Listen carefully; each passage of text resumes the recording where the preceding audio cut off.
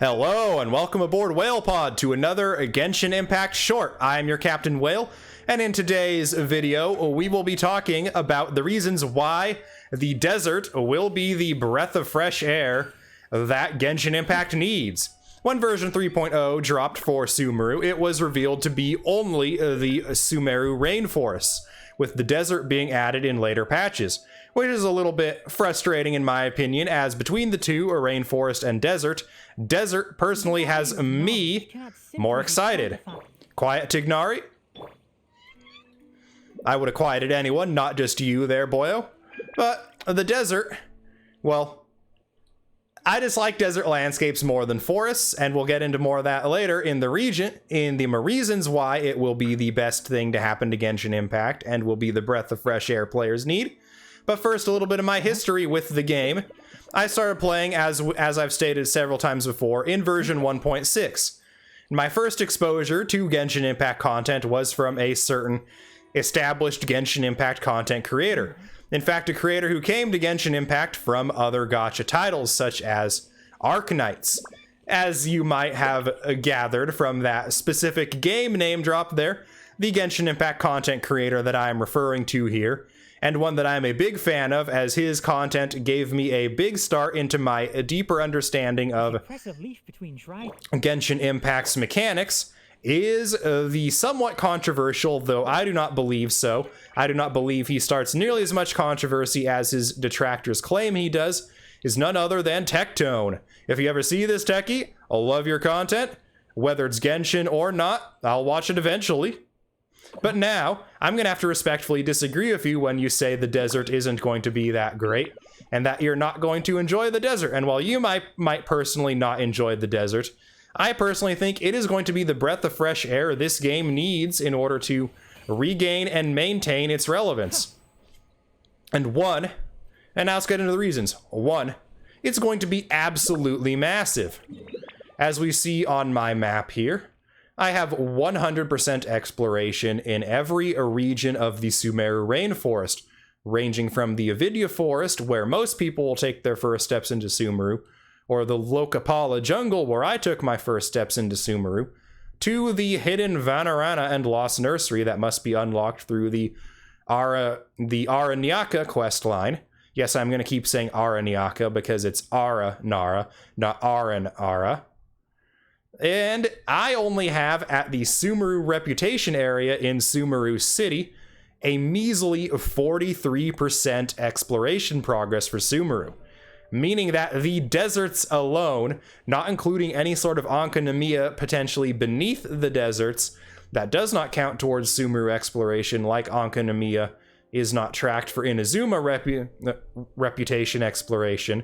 It is going to be over half the content. It is going to be absolutely massive.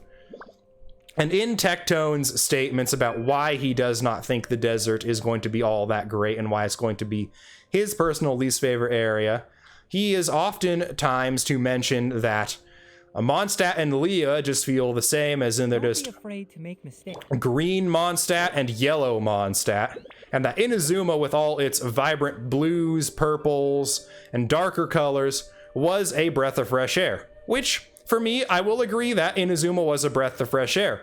For a little bit. And the biggest reason why Sumeru's deserts are going to be the breath of fresh air Genshin Impact truly needs is it will be the first time we have had a biome that is radically different to anything we have seen before. Well, at least since Dragonspine. Snowy Mountain Forest is a little bit different than just forest like Mondstadt or Leah. But when we think about it, Mondstadt is just a green wooded area. Leah is just a yellow wooded area with some mountains here and there, but Mondstadt also has mountains too, granted not as tall, but at the same time less annoying to climb than some of Leah's mountains. Inazuma at first seemed pretty fresh because it was all new. We hadn't seen much purples in the landscapes before, but over time it began to wear on me, as it was just, we had Mondstadt, the green forest, Leah, the yellow forest, and now Inazuma, the purple forest. And now we have, with Sumeru, the even deeper green rainforest.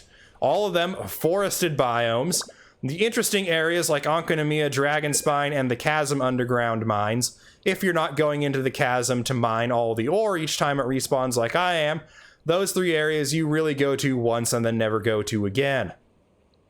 The desert, on the other hand, is an entirely new biome.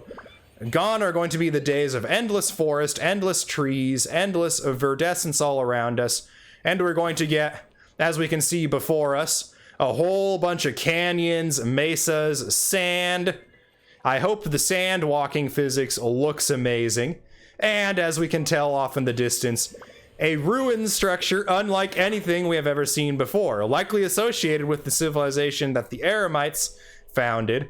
With all that in consideration, the overall feel of the, I'm guessing the Egyptian feel of construction out in the desert is going to be so drastically different from the Western medieval European style we got in Mondstadt, or the Ming Dynasty Chinese style in Liyue, or even the feudal Japanese architecture over in Inazuma.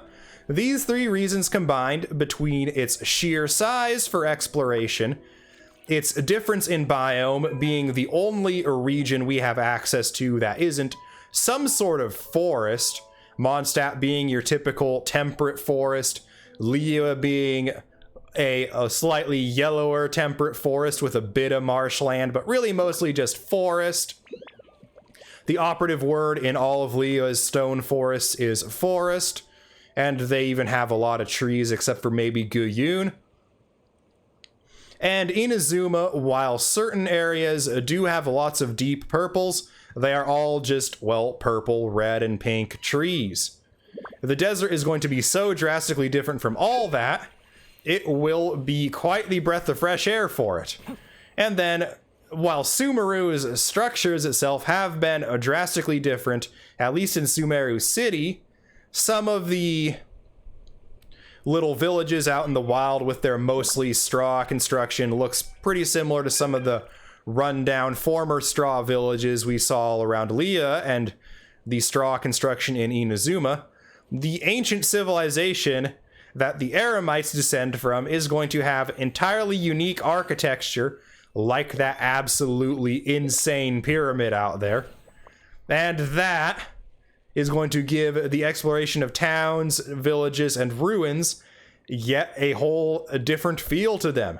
For those reasons, I say that the desert is what I am looking forward to probably most in any update of Genshin Impact. Desert landscaping is perfect. It is personally my favorite landscaping option. If I could convince my mom, we'd tear out all that boring grass and put in rock, sand, and desert landscaping. Not a bad idea when you're living in a drought currently. Put in some more drought-resistant landscaping. But I will, for now, get off my soapbox and say, if you weren't excited for the desert, here are 3 new reasons for you to be excited for it. And, as always, WhalePod, if you have liked this video, make sure to leave a like, comment, and subscribe to the channel, as all 3 of those help me out immensely and do not cost you anything more than a little bit of your time. But with all that said and done, I hope you all are having fantastic days, WhalePod. But until next time, this is goodbye.